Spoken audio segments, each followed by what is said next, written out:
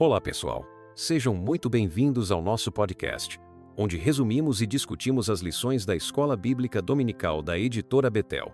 Aqui você encontra ensinamentos transformadores, reflexões profundas e aquela palavra de edificação que vai fortalecer a sua caminhada cristã. Aproveite esse momento com a gente e não se esqueça. Se inscreva no canal, deixe seu like, compartilhe com seus amigos e, claro, deixe seu comentário contando o que achou da lição de hoje. Sua participação é muito importante para nós. Então, pega sua Bíblia, prepara o coração e vem com a gente, porque o estudo já vai começar.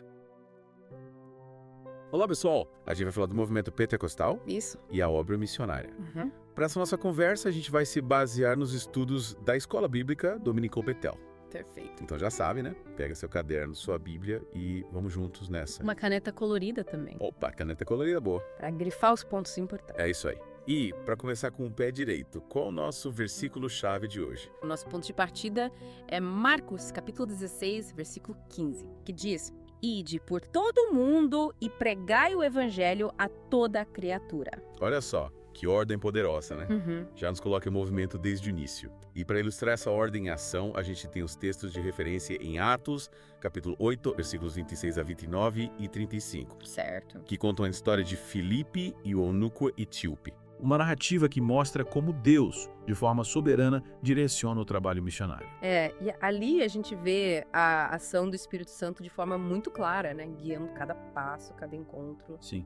E essa é a grande questão que a gente vai explorar hoje. Como o Espírito Santo capacita e direciona a igreja para cumprir essa grande comissão, né? Levar o evangelho a todas as nações. É essa a grande pergunta: como ele nos equipa para essa missão tão importante? Isso aí. E já de cara a gente vê que aquele fervor missionário, sabe? É. Que marcou o movimento pentecostal no século XX. Sim, sim. A gente já até comentou um pouquinho em outros episódios. Ele foi, sem dúvida, um resultado direto da atuação do Espírito Santo. Tanto na conversão das pessoas, como no chamado e na capacitação para o serviço cristão. Exatamente. E aí entra aquele conceito fundamental, né? O revestimento de poder que a gente encontra em Lucas, capítulo 24, versículos 47 a 49, e também em Atos, capítulo 1, versículo 8. Para o movimento pentecostal, esse revestimento é uma capacitação especial, sobrenatural, concedida pelo Espírito Santo. É o que dá poder e autoridade para a pregação do evangelho, para cura, para milagres. Isso. E essa ligação com a missão é direta, né? Atos, capítulo 1, versículo 8, nos diz que receberemos poder, e esse poder nos fará testemunhas, tanto em Jerusalém como em toda a Judéia e Samaria, e até os confins da terra. É como se o Espírito Santo dissesse: olha, eu vou te dar a força, a unção necessária para você ir cumprir a missão. É isso aí. E mesmo diante das dificuldades, da perseguição, que a gente vê lá em Mateus 5.10 e nos primeiros capítulos de Atos, os cristãos cheios do Espírito não se intimidaram. Continuaram firmes, compartilhando a fé. Porque a missão, ela não é fácil, né? Não é. Mas o Espírito Santo nos dá a força, a coragem para seguirmos em frente. Exato. E essa busca por esse revestimento do alto, como a gente vê em Lucas capítulo 24, versículo 49, é crucial para os pentecostais, para que a obra missionária seja realmente eficaz. E falando em obra missionária no Brasil, o pastor César Rosa de Mello destaca a chegada de Daniel Berg e Gunnar Wingren, que fundaram a Assembleia de Deus em Belém do Pará. É um marco importante para o pentecostalismo no nosso país. E ele ressalta que essa iniciativa não foi só humana, não. Foi direcionada pelo Espírito Santo. Deus estava à frente, guiando cada passo. E aí entra a questão da soberania de Deus, né?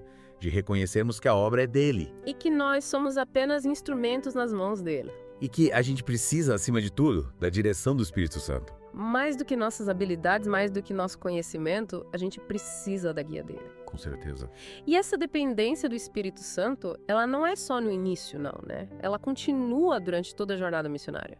Isso é fundamental, porque a gente sabe a missão no mundo que muitas vezes rejeita Cristo, que enfrenta tanta perseguição. E é aí que o poder do Espírito Santo se manifesta de forma tão grandiosa. É ele que nos impulsiona a seguir em frente. Sim, e a gente vê isso em Atos 4.31. Depois que os discípulos oraram, eles foram cheios do Espírito Santo e anunciaram a palavra de Deus com ousadia. Que exemplo, né? A gente precisa dessa mesma ousadia hoje. E o Espírito Santo, ele é um agente transformador. Sim. Ele muda vidas, ele levanta novos missionários, ele faz coisas extraordinárias. E essa força de Deus, como nos lembra Colossenses 1.11, ela é ilimitada. Não tem limites para o que Deus pode fazer. David Oliveira, aqui na Terra, usa uma imagem muito interessante para falar dessa força motriz.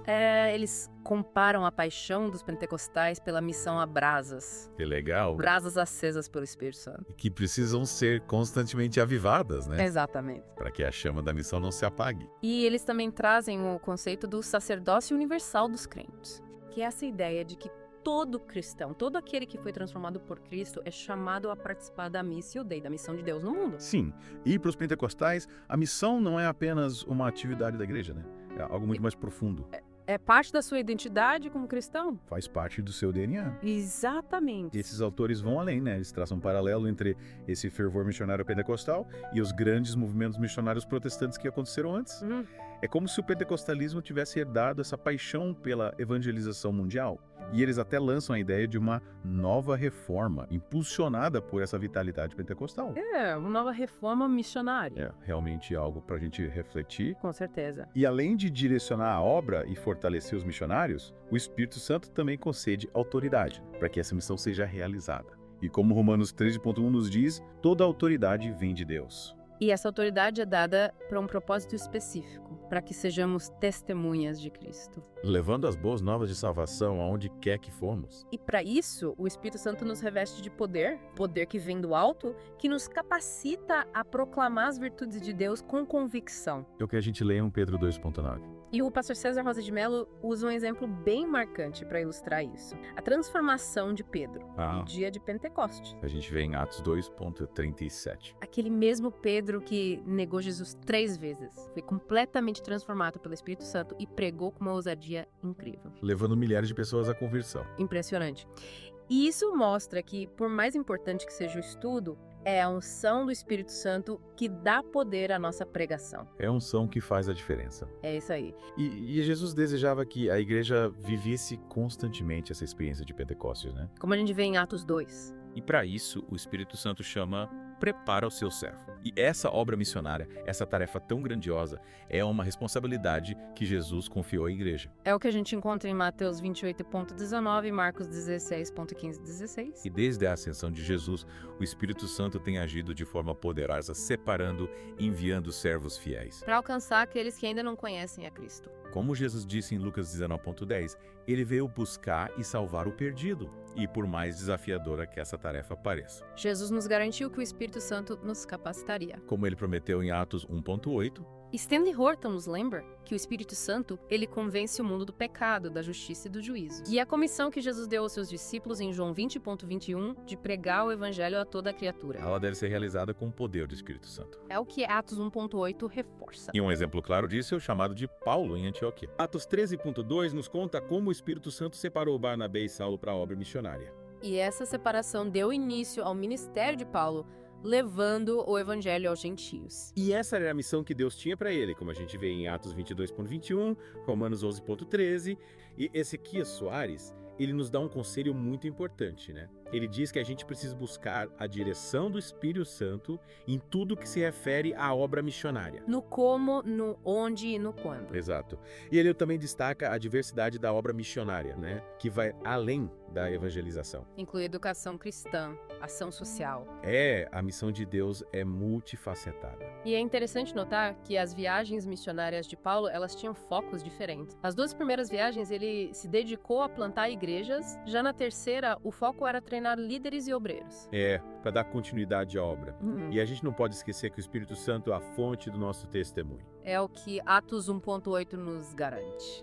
É ele que nos dá ousadia para falar de Cristo. Como a gente vê em Atos, os discípulos anunciavam a ressurreição de Jesus com grande poder. A gente vê que milhares de pessoas se converteram no dia de Pentecostes. O poder do Espírito Santo em ação. E mesmo com a perseguição aumentando, o Espírito Santo encorajava os discípulos a continuarem firmes. A pregar a ressurreição de Cristo com ousadia e convicção. E Stanley Horton, ele nos ensina que o Espírito Santo, ele não só nos dá poder, como também nos dirige. Ele nos mostra quando e onde devemos testemunhar. E a gente vê isso no avanço do Evangelho, né? Que começou em Jerusalém e se espalhou por toda a Judeia, Samaria. E alcançou os confins da terra. Exatamente. E agora, vamos conectar esses princípios com a história do movimento pentecostal.